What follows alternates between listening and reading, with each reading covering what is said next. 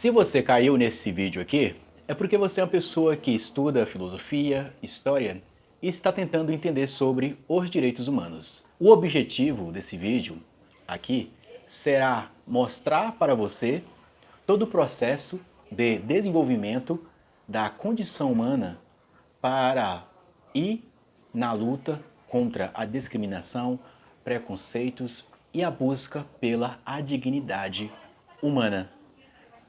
Mas, antes de aprofundar neste assunto, deixa eu me apresentar. Olá, seja bem-vindo ao canal Aprendiz de Filósofo. Eu sou Josinácio, tudo bem com você? Espero que você esteja bem. Eu estava estudando a minha segunda graduação de História. Eu encontrei um módulo sobre direitos humanos. E lá está mostrando toda a história para o desenvolvimento dos direitos humanos. Antes mesmo do cristianismo, podemos pegar lá na Grécia Antiga a virada cosmológica para uma questão antropológica. O que é, o que é antropologia? O homem no centro do estudo. Pegando Sócrates, Platão e Aristóteles, podemos ver que eles estavam falando sobre o homem se autodesenvolver. Platão para alcançar o mundo das ideias, Sócrates para alcançar a verdade e Aristóteles para alcançar a virtude, que é necessária para o convívio humano. Aristóteles falando que você não pode cair no vício, mas sim você deve buscar desenvolver as virtudes, que seria amor, coragem. Para Aristóteles, há um equilíbrio. Se você não quer amar, você se torna uma pessoa egoísta. Quando você se abre para o amor, você começa a amar. Porém, para Aristóteles, o amor está no equilíbrio. Você ser egoísta é um vício, mas você ser possessiva é outro vício. Então Aristóteles está desenvolvendo as virtudes humanas.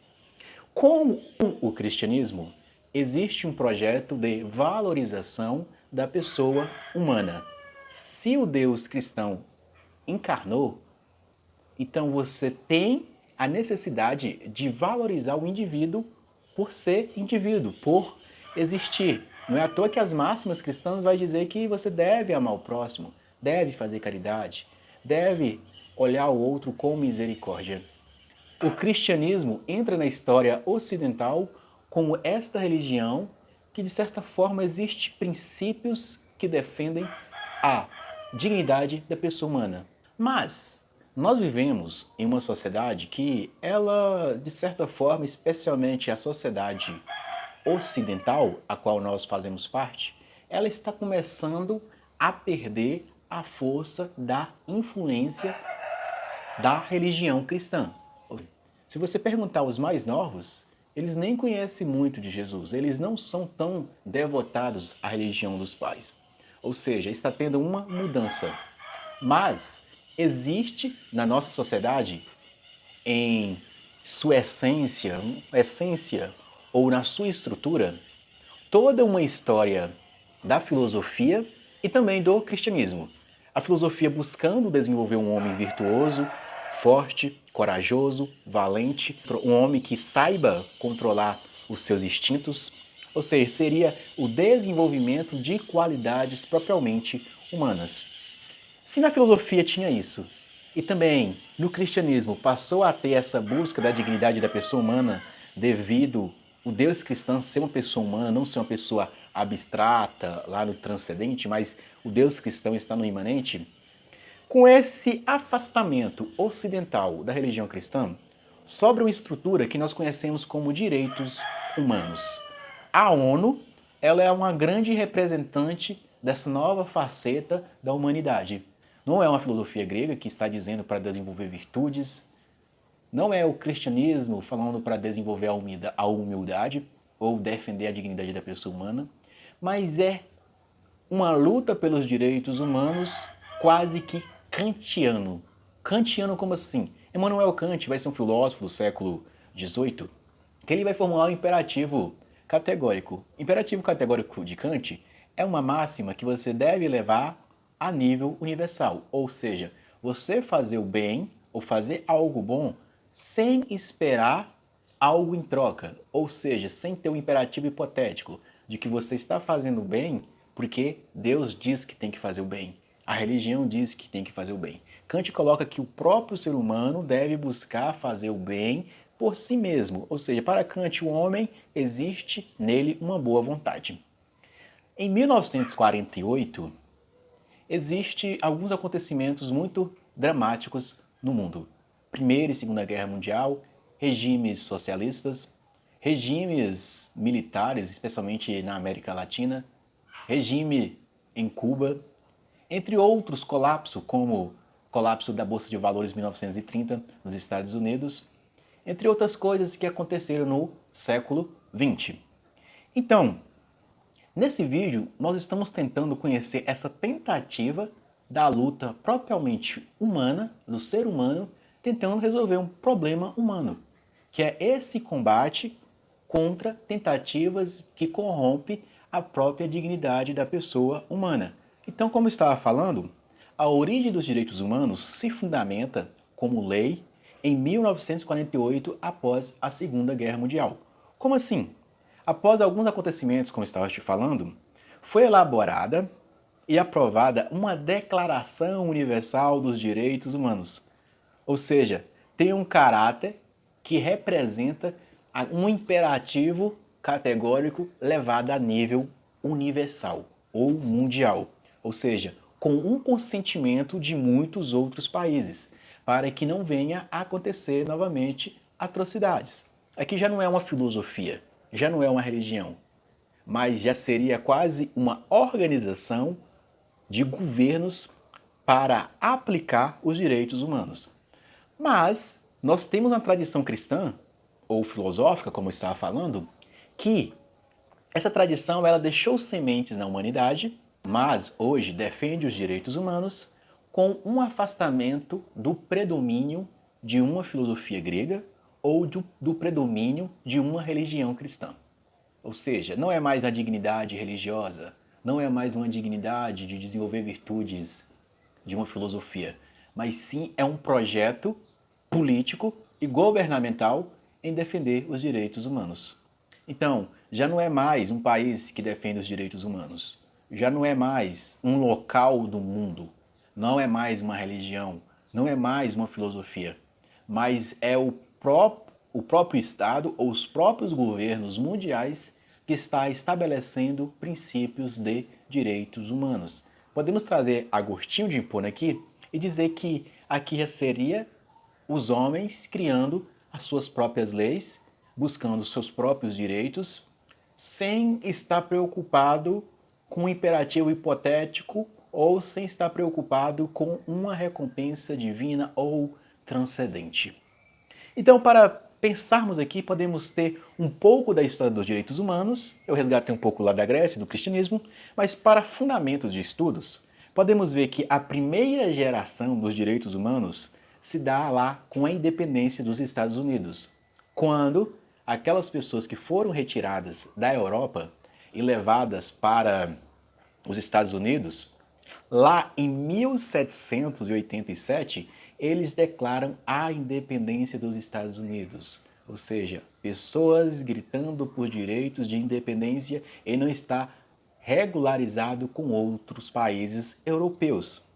E também dá-se a primeira geração dos direitos humanos com a Revolução Francesa, em 1789, quando os burgueses, você sabe o que é o burguês? Burgueses, eles começaram a aparecer por volta do século XIV ou XIII, quando o regime feudal estava em queda e começou a aparecer pequenas vilas de pessoas que estavam vendendo produtos ou comercializando. E nessas vilas começaram a aparecer cambistas. Esses cambistas vendiam seus produtos ali, na extrema entre um feudo e outro.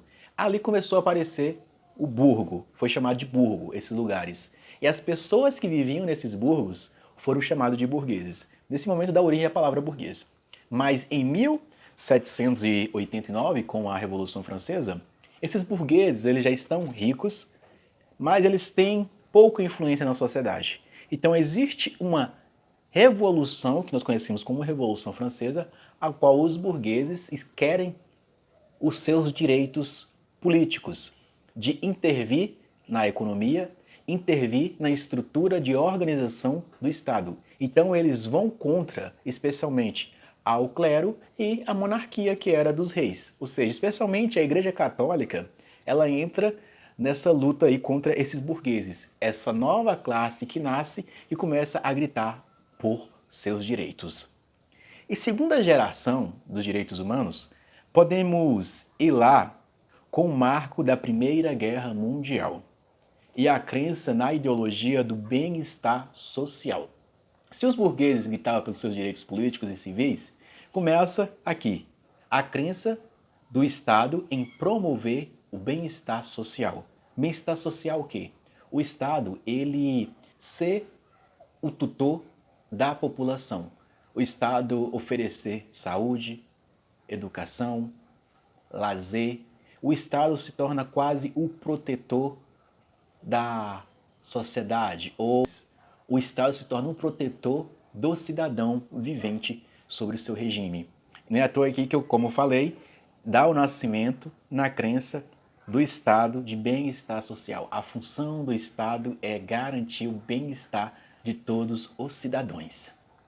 Então, podemos ir um pouco mais a fundo que existe a terceira geração dos direitos humanos, que começa lá em 1960, com foco na solidariedade e fraternidade. Parece muito com a campanha da fraternidade da Igreja Católica, que começou mais ou menos nessa época aí. Em uma luta pelos direitos dos trabalhadores, não é à toa que existe uma ligação da campanha da fraternidade com questões da teologia da libertação, que é uma questão mais de uma teologia mais social, de agir de forma social para acabar com as desigualdades.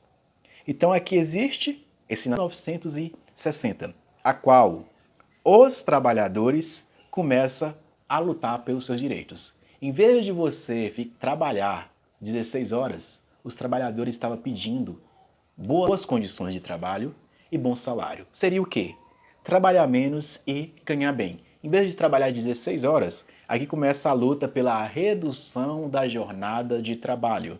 Ou seja, para que a pessoa possa ter tempo para a família, ter tempo para o lazer. E também existe aqui o nascimento da luta pelos direitos dos trabalhadores e também pelos direitos das minorias, que seria aqui dos gays, lésbicas, ou seja, LGBT. Não é à toa que nesse momento também aparece aqui aquele movimento hippie nos Estados Unidos. No mesmo momento está o nascimento, ou aproximando, nesse período aí, o regime militar no Brasil. E também começa uma preocupação com a ecologia ou com o meio ambiente. Então podemos resumir que os direitos humanos é uma busca propriamente humana, antropológica, em resolver questões de preconceito, discriminação e atentados contra a dignidade humana. Atentados contra a dignidade humana, que nem aconteceu na Segunda Guerra Mundial, regime militar no Brasil e na América Latina, regimes socialistas ou comunistas ou fascismo na Itália. E podemos ver que nem sempre os direitos humanos foi para todos os seres humanos. Ou seja, algumas pessoas eram mais iguais do que outras. Né? Então, se você estudar filosofia, e lá na Grécia Antiga, com a democracia era o governo do povo, mas existem pessoas que tinham mais direito do que outras. Normalmente, as pessoas que faziam parte da aristocracia grega. A aristocracia quer dizer o quê? O governo dos melhores, né? Quer dizer que, não é à toa que a aristocracia deriva da palavra arete, o melhor. Ou seja, os aristocratas gregos eram quem dominava a democracia. Na primeira geração, como você viu aí, os burgueses eles ganham uma força social ou econômica e eles passam a gritar pelos seus direitos. E eles conseguem os seus direitos com a Revolução Francesa. E também lá nos Estados Unidos, com a Revolução ou com a independência dos Estados Unidos, inspirados em ideais iluministas. Nesse momento, você percebe que os burgueses passam a ter sua força política e econômica na sociedade. Mas a plebe não tem essa força política e econômica. Então, na terceira geração, começa uma crença nessa ideologia do bem-estar social. Ou seja, o governo está tentando apaziguar as massas, ou dar o bem-estar social, garantir certos direitos para a população. Mas só em 1960 que acontece uma revolução com visões de solidariedade e de fraternidade, a qual aqui já é os trabalhadores, não mais os burgueses, os trabalhadores indo até esses burgueses, esses ricos, e falando que eles precisam trabalhar menos e ganhar mais e ter boas condições de trabalho. Então você percebe que o processo da busca pelos direitos humanos é um processo longo, feito com muitas lutas e com muitos debates e possivelmente com muito sangue derramado. Se você tem os seus direitos hoje, é porque alguém já lutou por esses direitos. Se você tem direito à educação gratuita, acesso à saúde gratuita, a luz a um preço razoável para você pagar, água, é porque alguém já lutou antes por esses direitos, que são os direitos propriamente humanos. Direito à educação, à saúde, à moradia, o direito de ir e vir. E podemos ver que essa estrutura básica dos direitos humanos, devido ela começar a nascer por volta do século XVIII, especialmente inspirado nas ideias de Immanuel Kant, nos fragmentos que sobrou da filosofia grega na sociedade, os fragmentos que sobrou do cristianismo, hoje, que nem eu estava te falando, nós vivemos numa sociedade que está começando a se afastar dos princípios cristãos, e que toda essa história da humanidade ocidental acarreta hoje em um tratado que conhecemos como Direitos Humanos, ou Direitos Universais, ou Declaração Universal dos Direitos Humanos, a qual assegura algumas coisas. Que até essa declaração ela inspirou também a fundamentar a Constituição Brasileira de 1988. Espero que esse vídeo ajude a você a compreender melhor sobre os direitos humanos e toda a história dos direitos humanos. Eu acrescentei mais coisas aí. Espero que o que eu acrescentei sirva para você refletir sobre os direitos humanos. Que não é só a ONU criando os direitos humanos. Existe toda uma história de mais de 2.600 anos, a qual engloba a filosofia, engloba o cristianismo, engloba transformações sociais e econômicas, engloba momentos históricos como a Revolução Francesa, engloba momentos históricos como a Primeira e Segunda Guerra Mundial, para saber essa direção que a humanidade está indo, sobre tratados não particulares, de estados ou de países particulares, mas sim buscando tratados de uma visão mais universal na defesa da dignidade da pessoa humana. Até o próximo conteúdo deste canal. E eu fui!